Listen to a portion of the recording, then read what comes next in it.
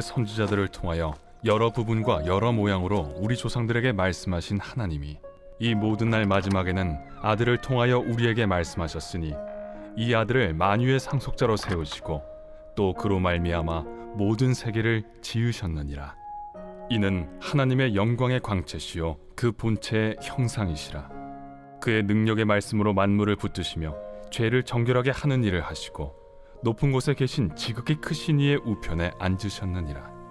그가 천사보다 훨씬 뛰어남은 그들보다 더욱 아름다운 이름을 기업으로 얻으심이니 하나님께서 어느 때 천사 중 누구에게 너는 내 아들이라 오늘 내가 너를 낳았다 하셨으며 또다시 나는 그에게 아버지가 되고 그는 내게 아들이 되리라. 하셨느냐. 또 그가 맏아들을 이끌어 세상에 다시 들어오게 하실 때 하나님의 모든 천사들은 그에게 경배할지어다. 말씀하시며 또 천사들에 관하여는 그는 그의 천사들을 바람으로 그의 사역자들을 불꽃으로 삼으시느니라 하셨으되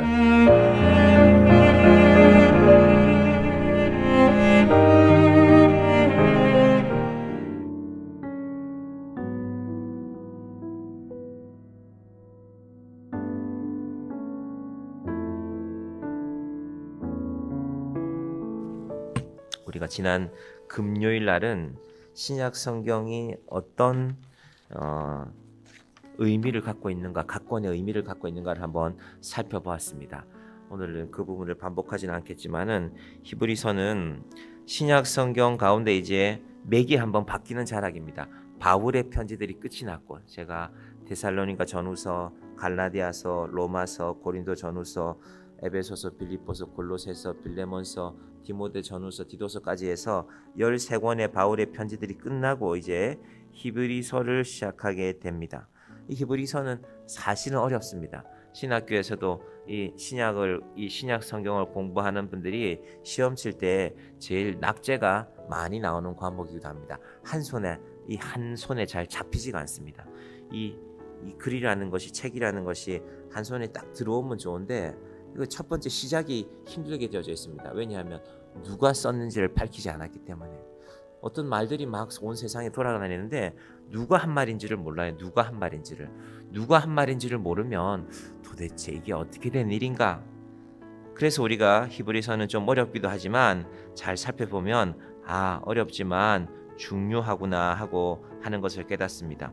왜 히브리서가 씌워졌냐 하면은 사람들이 자꾸 믿음에서 떠나갔습니다. 2020년, 2021년, 2022년 3년 동안 우리 사회에 코로나라는 이 질병이 지나가지 않았습니까? 어찌할 바를 몰랐습니다. 집 밖에도 나갈 수 없구나. 심지어 예배도 마음대로 드릴 수 없구나 하는 그런 시대를 우리가 살아왔습니다. 그때 사람들의 믿음이 많이 흔들렸습니다. 어떤 의미로 흔들리느냐 하면은 교회 안 나가도 살만한데, 교회 안 나가도 괜찮은데, 별 문제가 없는데 그냥 이렇게 한번 살아볼까? 혹은 반대로 말하면 교회 나가봐야 그 별거 없었잖아 하는 마음이 사람들의 마음속에 마음에 많은 변화를 준 것입니다. 이 히브리서를 다른 말로 뭐라고 부르냐 하면요, 신약의 레위기 혹은 신약의 제사라고 부릅니다. 제사라는 것은 우리의 죄가 원래는 우리 목숨을 하나님께 드려야 되는데, 왜냐하면 죄의 결과가 사망이기 때문에, 죄의 삭시 사망이기 때문에 그 제사 대신에, 그 우리 목숨 대신에 동물의 피를 받겠다는 게 제사지 않습니까? 양의 피를, 소의 피를. 그래서 레위기에는 그런 말씀에 관하여서 소개하고 있습니다. 왜 신약의 제사냐 하면은 이제는 그 동물의 피를 대신해서 예수님의 생명을, 예수님의 피를 받겠다. 이것이 바로 신약이다. 그래서 예수님이 중요하다라는 것입니다.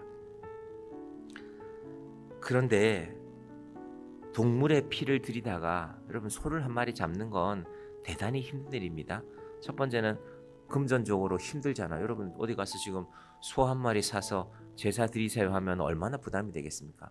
소가 아마 제대로 길러진 소들은, 한우들은 1,000만 원이 훨씬 넘을걸요. 제가 소를 사본 적은 없지만, 얼마인지는 잘 모르겠지만 그런데 얼마나 부담이 되겠습니까? 그리고 그 소를 가져온다 하더라도요, 소를 잡아야 됩니다. 만약에 우리 교회에서 제사를 지내야 된다, 아마도 주차장에서 하게 될 것입니다. 소를 잡아서 제사 지낸다면. 그러면 교회들마다 소를 잡는 시설들을 둬야 되겠죠. 그런데 그렇게 하지 않으셨습니다. 너무나 단순하게 예수 믿으면 혹은 예수를 통하여 구원받습니다. 여러분, 하나님이 우리에게 허락하신 제일 중요한 것들은요, 단순하게 주어졌고 대가 없이 주어졌습니다. 대단히 중요한 일입니다. 예수를 믿는데 성경 점수를 매겨서 시험 한번 쳐자. 너는 60점이 안 되니까 넌 낙제니까 안 되겠다. 너 예수 믿으면 안 되겠다. 얼마나 부담되겠습니까? 누구든지 예수를 믿으면 구원을 받습니다. 그것뿐 아니라 하나님 우리에게 허락하신 것 가운데 우리가 공기를 마셔야 되는데 이 공기가 안전한지 우리가 알 수가 없어요. 우리가 아침에 일어나자마자 자면서도 물론 우리는 숨을 쉬지만 공기를 마셔야 되는데 이 공기가 안전할 수 없으니까 숨을 안 쉬고 참다가 어떤 기계가 있어요. 테스트를 해보고 오늘 아침 공기가 괜찮네. 숨 쉬어도 되겠네. 그럼 사는 게 얼마나 힘들겠습니까? 그렇게 만들지 않으셨습니다. 누구나 호흡하고 누구나 숨 쉬고 어떤 사람이 일부러 독가스를 뿌리지 않는 한 하나님께서 제일 좋은 것은 제일 귀한 것은 안심하고 숨을 쉴 수 있게 허락하셨습니다. 물도 그렇죠. 물론 우리는 요즘에 정수기도 있고 또 생수통에 들어있는 물을 어쩌면 찾는 그런 시대가 되었지만 그래도 웬만하면 적어도 대한민국에서는 웬만한 수돗물 마셔도 상관없습니다. 여러분, 물이 정말로 비싸서 집집마다 1.5리터짜리 통에 10개만 우리가 일주일 동안 쓸 수 있다. 그런 날들이 온다고 생각해 보십시오. 하나님은 그렇게 만들지 않으셨습니다. 그래서 하나님이 주신 것들이 참 귀한데 그 중에서 제일 귀한 것이 하나님의 아들이다라는 이야기입니다. 그런데 이 히브리서를 쓴 시대에 유대인들 가운데서도 예루살렘을 떠나서 이방 땅에 살던 사람들이 예수 믿는 게 힘든 상황이 되었어요. 핍박했으니까. 로마 황제가 사자를 풀어놓고 예수 믿는 자를 데려다가 황제 말고 엉뚱한 신에게 절하는 사람들은 이 사자 밥이 되게 하겠다라는 시대가 왔단 말입니다. 그러니까 사람들이 떠나가기 시작하는 거죠. 바울이 많은 사람들의 이름을 거론하면서 떠나갔다고 하는 것은 시대가 그렇다는 겁니다. 지금은 어떤 시대일까? 예수님은 눈에 잘 보이지 않고 화려한 것들이, 좋은 것들이 많이 보이는 시대잖아요. 그래서 이게 더 좋구나. 우리 에이펙이라는 것이 우리나라에서 오래 있었는데 이제 끝나고 이제 각 나라 정상들은 자기 나라로 돌아갔을 것인데 뉴스를 보면은 AI라는 것이 이렇게 중요하구나. 도대체 그게 뭔데? 컴퓨터가 얼마나 많은 역할을 하게 되는데 세상이 달라졌구나. 이런 시대에 더 이상 하나님 믿는 것이 의미가 있을까? 또 어떤 사람들은 그런 생각도 하게 될 것입니다. 그것이 안타까워서 히브리서를 쓰게 된 것입니다. 여러분, 아무리 AI가 발전해도 우리의 영혼에 관하여서 AI는 역할을 할 수가 없습니다. 그 일을 하실 분은 바로 예수님이라는 것이 지금부터 히브리서가 계속해서 말하는 내용입니다. 첫 번째가요, 무엇보다 낫다라는 비교하는 글들이 계속 나올 텐데 1장과 2장에는 바로 천사보다 나은 분이, 뛰어나신 분이 예수님이라고 말씀하고 있습니다. 왜 유대인들이 천사를 생각하냐면요, 인간의 연약함을 알거든요. 인간은 육신의 병도 생길 수 있고 또 연세가 드시면 연약해질 수 있고, 그리고 결국은 인간은 육신의 호흡이 닿으면 죽는다는 것이 인간의 한계 아닙니까? 유대인들이 알고 있는 천사는 다른 존재거든요. 천사는 하나님 곁에서 하나님의 명령을 따라 일하는 사람이기 때문에 우리보다 훨씬 나은 존재를 천사라고 여겼습니다. 그래서 유대인들의 마음속에는 늘 그 천사에 대한 동경 혹은 천사에 대한 막연한 기대들이 있습니다. 그래서 천사가 하나님께서 우리 유대인들 통해서 하나님의 사자들, 천사들을 보내주셨다고 믿습니다. 그런데 히브리서는 어떻게 시작하냐면요, 2절에 보시면 이 모든 날 마지막에는 아들을 통하여 우리에게 말씀하셨으니, 구약의 선지자들 혹은 천사들을 통해서 말씀하시던 하나님께서 이제는 아들을 통해서 말씀하셨다. 그 아들의 의미가 무엇인가? 2절 하반절 보시면요, 이 아들을 만유의 상속자로 세우시고 또 그로 말미암아 모든 세계를 지으셨느니라. 하나님께서 하나님의 권세를 누구를 통해서 주셨냐면 상속자라고 했잖아요.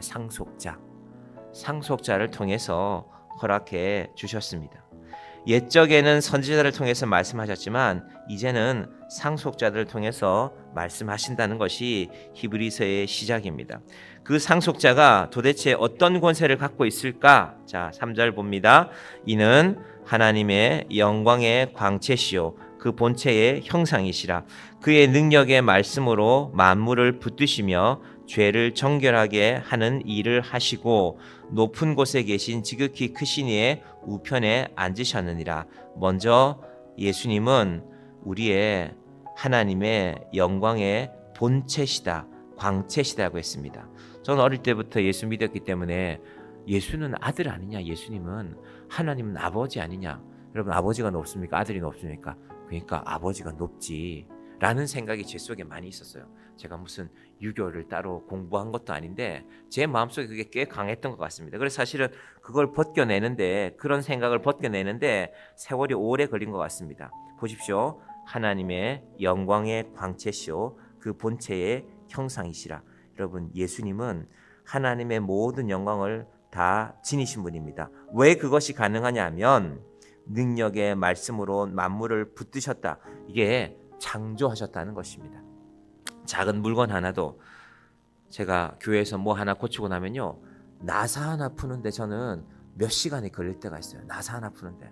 근데 그 원리를 알면, 혹은 어떤 도구를 써야 하는지도 모르고 그냥 유튜브를 찾아가다가 뭘 하다 보면은 원리를 알고 나면, 아, 이렇게 단순한 일인데 그렇게 내가 힘들게 일했구나. 만드신 분은, 모든 것의 원리를 아시는 분은 그 모든 일의 주인이신 분입니다. 여러분, 예수님이 여러분의 인생의 주인이 되시기를 바랍니다. 오늘도 우리가 이 한 달 동안도 우리가 많은 수고하실 거 아닙니까? 일도 하실 것이고 가정의 일들도 생각하실 것이고, 우리가 세상에서 열심히 일해보지만 요즘 시대를 살아보는 사람들은 내가 한 달 내내 열심히 일해서 월급 받았는데 카드값 나가고 나면 월급 어디 갔지? 그런 시대를 살고 있지 않습니까? 허무하지요. 그 반복을 살아가는 것이 이 시대 사람들입니다.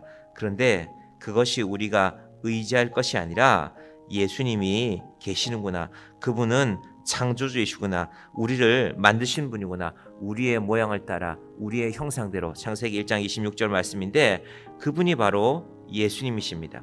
그런데 그 예수님이 하시는 또 한 가지가 죄를 정결하게 하는 일을 하신다라고 말씀하고 있습니다. 여러분, 예수님만이 우리의 죄를 정결하게 하십니다.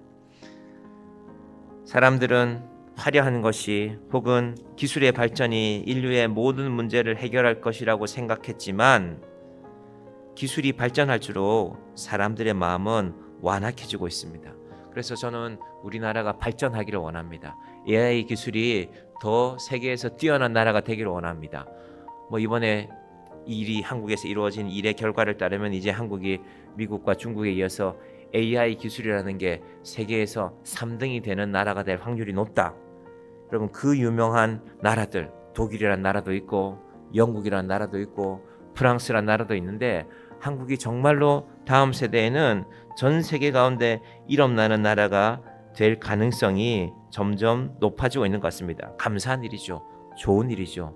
그럼에도 불구하고 그 기술이, 그 AI가 우리의 죄를 사하지는 않습니다. 예수님만이 우리의 죄를 사는 그 예수님이시라고 분명하게 히브리서는 말씀하고 있습니다. 오늘은 여기서 말씀 맺겠습니다. 화려하고 혼란스러운 세상에서 나는 저거 잘 모르는데, 아마 연세 드신 분들도 그런 마음 드실 수 있을 것입니다. 나는 저런 거 잘 모르는데, 요즘 식당에 가도 밥 사 먹기도 힘든 시대잖아요. 기계로 주문하라 그러니까 기계 앞에 서서 뭘 눌러보는데 뜻대로 잘 안 돼요. 그러나 그런 일 앞에 염려하지 마시고 예수님께서 내 주인이시면 됩니다. 내 인생의 제일 중요한 문제는 해결된 것입니다. 천지를 창조하신 하나님의 아들, 창조주이신 예수님께서 동시에 나의 죄를 사하시는 분인 줄 나는 믿습니다. 하나님께서 이 믿음을 가지고 우리의 11월을 시작하기를 바랍니다. 우리 입술에 그 하나님을 찬양하는 찬양이 떠나가지 않고, 하나님, 이 11월이 예수님과 함께하는 시간이 되게 하여 주시옵소서. 이 표현들이 딱딱하기 때문에 히브리서가 좀 어렵게 느껴지지만 다 읽고 나면은 아, 그렇구나. 그 말씀이구나. 그 예수님 따라 살아가는 내가 되어야지. 그 예수님이 내 인생의 주인이시지. 이 믿음의 고백으로 살아가시는 저와 여러분이 되기를 간절히 축원드립니다. 기도하겠습니다. 하나님 아버지 감사합니다. 11월을 시작하며 주의 자녀들이 모여서 기도합니다. 아버지 하나님, 온 세상이 변해갑니다. AI의 시대가, 컴퓨터의 시대가 온 세상을 바꿀 것이라고 세상은 말하고 있습니다. 하나님, 그럼에도 불구하고 천지를 창조하신 하나님의 권세는 변치 않습니다. 하나님의 아들이신 예수님께서 우리 인생의 주인이 되십니다.